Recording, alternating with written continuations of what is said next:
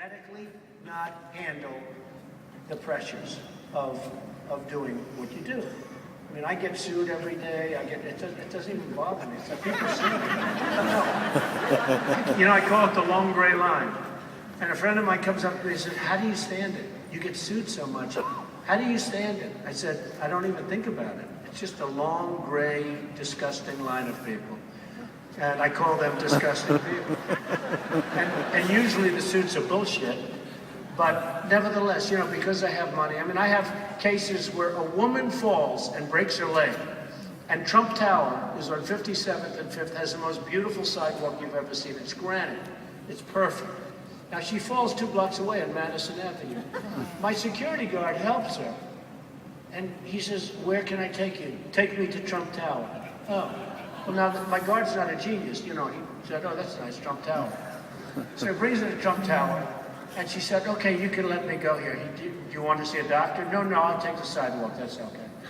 So then the police cars come, and she said she fell in front of Trump Tower because Trump, you know, has money, and let's get a lot of Trump's money. Now, the security guard took a while to figure it out. He wasn't exactly my most brilliant employee. But it was sort of amazing. We said, "How did you get here?" "One of Mr. Trump's guards took me here." "Where did you start?" 2 blocks away, right? So she wanted to sue me because of the fact that the granite was so perfect that she's not used to walking on perfect sidewalks. This was the stuff. Do you believe it? So you have to be careful. And you know, to be an entrepreneur, I'm going to give you a couple of stories because I think they're just great stories. I love stories. Norman Vincent Peale, I don't know if anyone ever, he was one of the great storytellers. You know, he was a preacher, and he was one of the great storytellers. Today I go to church. The minister says, "Okay, God bless you all. We'll have our offering," and they play and we're gone. I say, "What happened? Where's the sermon?" They don't do sermons anymore. Norman Vincent Peale used to give incredible sermons, and you learn from them. When I say a story, I like you to learn from. So I have this club in Palos Verdes. It's a very, very rich section of California. It's right near Beverly Hills. And I have a ballroom. It's a golf club. It's got 600-700 acres. It's on the ocean. It's phenomenal. It's doing great. And we have a ballroom, and the ballroom seats like 300 people. But we need more. But you can't get permits to build anymore out there because it's California. It's like this country. You can't get permits to do anything in my country. Okay, your country's better, believe me. And your country is so much more advanced than our country. I know you have your own problems. One little story. They asked me to take a picture in front of your opera house, which I thought was a great idea. It was windy as hell. And you know what happens when it's windy if you're Trump? You know what it is? My hair.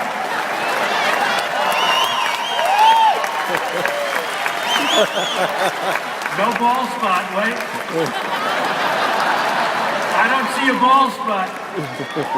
Doing better than most of my guys my age. I left college, you know, I have one guy comes into my office, I say, he graduated from high school. He was the best football player, the most handsome guy, the girls loved him. I say to my girls, don't forget, now he's 64.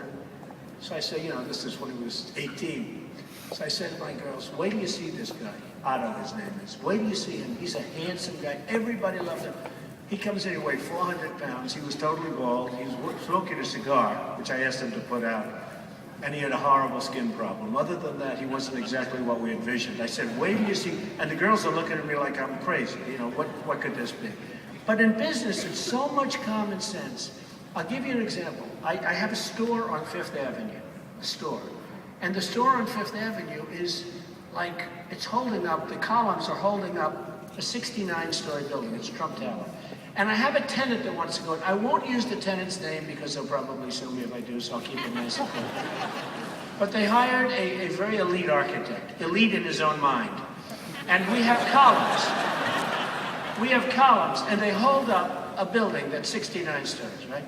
So they come in and they want to build a store. They're paying a lot of rent, and I don't care what they can do. They can do anything they want. They come to my office, Mr. Trump, we'd like to remove one of your structural columns. Why? Because we want to put a door exactly where the column is. I said, okay, I know a lot about this stuff. Nobody knows architects better than me. Bring your architect out. So I asked the architect, why couldn't we move the column instead of moving it, why can't we put the doors a little bit left of the column or right of the column, or put them on the corner? Because I didn't have a column in the corner. He goes, I will quit. French architect, by the way. I will quit. It must be here. The doors have to be there. You know, you got 300 feet where you can put doors. They have to be right where the column is. That's holding up a 68-story building. So we called the engineer, the guy that designed the building, and we said, listen, we have a question. This guy wants to put the doors where the column is. He said, I've never heard of that in my whole life. Is that true? He said, that's a massive job, Donald, because what you do is you have to build 2 new columns on the outside of the one you're taking down. And then after you build the permanent columns, you have to cantilever, and then you can take those columns out. It'll cost you at least $2.5 million. I said, no, it's not going to cost me, it's going to cost the tenant, but I don't even like being in the building, to be honest. I say, when you do this, let me know. So, I didn't tell the rest of the people in the building that I was in Seattle as they're removing the primary column from the building. But they're paying me a lot of rent. It's a great tenant, but a stupid tenant, okay? A very stupid tenant. And they go and they say, we can't put the door anywhere else. And I'm serious. The other locations for the door were better, and there was no column. Like, you could have gone left, you could have gone right. They had to be right in that spot. And I said, the architect is doing turmoil on you, and you shouldn't do it. They did it. They spent a year and a half longer getting this store open. And when it got opened, it wasn't even a great store. And they didn't do that well there. And actually, the one that I've just rented, which is Gucci, loves the door where it is right now, and they're going to leave it. I was afraid they were going to want to move the column back. So, you know, business is such common sense. So here's a store that goes out, spends $2.5 million to do something that was unnecessary. It's business, and I see it. You see it in the government. You see it all the time. So I was telling you about Palos Verdes. So we have a ballroom, and it holds 300 chairs. And they all want to expand the ballroom. So I go to the ballroom, and I say, yeah, but look at these chairs. You couldn't even move them. I see a woman, Mrs. Schwartz. She's like 88 years old. She couldn't even get out. The chair was so heavy. I felt sorry for her. I helped her out. I walked her out of the room. The last thing she needs, the chair is this big, it's this high, it's heavy. It's a horrible chair for a ballroom. So we have 300 of those chairs. So they're trying to figure out how can we get 400 or 500 seats. So I said, why don't we just buy smaller chairs? And everybody said, that's a good idea. And we got beautiful Chiavari chairs. These gorgeous, beautiful Chiavari chairs that are actually more beautiful. And now when a woman wants to get up, I mean, she can just lift it up, and they actually look better. Here's the funny thing. They look better. So now instead of having a 300-seat ballroom, I have a 500-seat ballroom, and I spent no money, no permits, no nothing. So there's so much common sense in business. I see it all the time. I mean, I look at things, and I look at the stupidity with which people work. I look at Obama. And I say, how did he approve $527 million, more than $500 million, to a solar company that everybody on Wall Street knew was going out of business? You know, I'm listening to these analysts, and they played some analysts from 2-3 weeks ago, and meaning, you know, as they were giving them all this money, and every one of them said, oh no, it has no chance, because China's making the product for half the price, and and there's tremendous oversupply, and yet we give them $537 million. That's more than $500 million to a company that was founded about 14 seconds ago. You know, I deal in that stuff all the time. When I'd go to HUD, if they'd give me $1 million, it was like a major event. If I go up to HUD, I want $1 million. It's like a big deal. And they give these clowns $537 million for solar energy, which frankly isn't so good.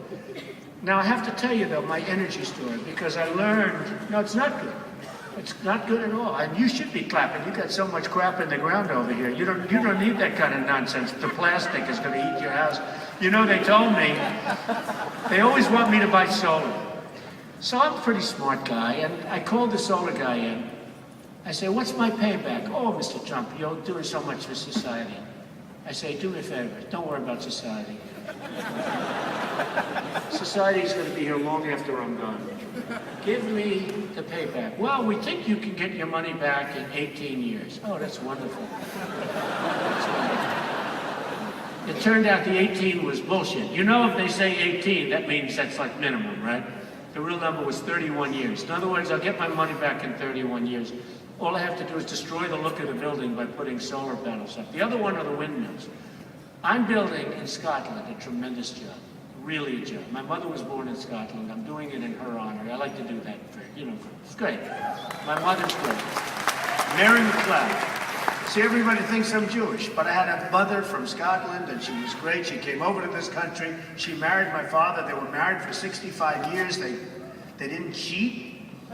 They were really in love. I mean, it's like, everyone's trying to figure out where did I come from. Even my father used to say, are you sure that you're my son? But, I have this great mother, so I'm doing a job in Scotland, and the most beautiful shoreline in the world, most magnificent, that's what it's known for. The dunes are the biggest in the world, and I have the dunes. I bought the dunes. And I got the approval to build a golf course. It's almost finished. And the other day I heard they want to put windmills out in the ocean. Now, they're horrible looking. They give off terrible energy, absolutely terrible energy. And they're just, terrible. And it's sort of NIMBY, not in my backyard. Up in Cape Cod, they killed them. But the people in Cape Cod insist on windmills. But then all of a sudden they're going to be moved to Cape Cod. And it was like, no way, no way. Well, I think it's a little bit like that with Scotland.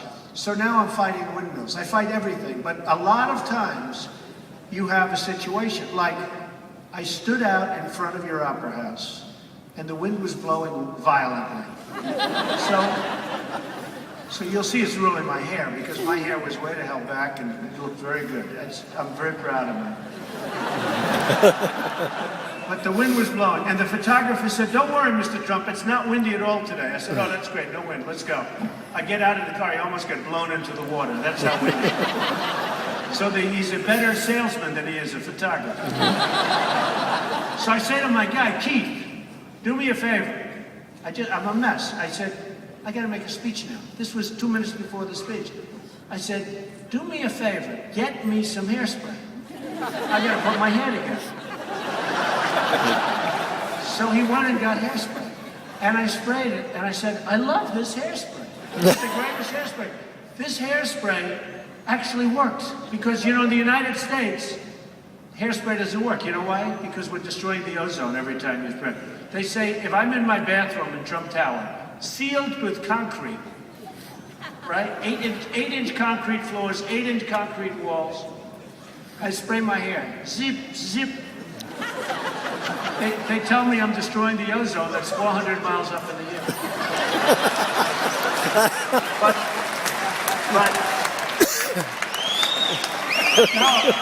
So they went out and got me some freaking Australian hairspray, and I'll tell you, it was great. It helped my hair. And I'm going back, I can tell you what. I'm going back with a big check from these people, but much more importantly, I'm going back with a lot of hairspray. I'm going to load up my plane with hairspray. So, it just seems a little inconceivable that, the whole global warming thing. And I know there are a lot of people here that are going to say he's a horrible human being. He's talking about global warming with such, it's just very unfair. But, I believe that the Earth gets a little warmer, gets a little cooler. In 1928, there was a major magazine, Time or something, that had an article about global cooling. But when they tell me that hairspray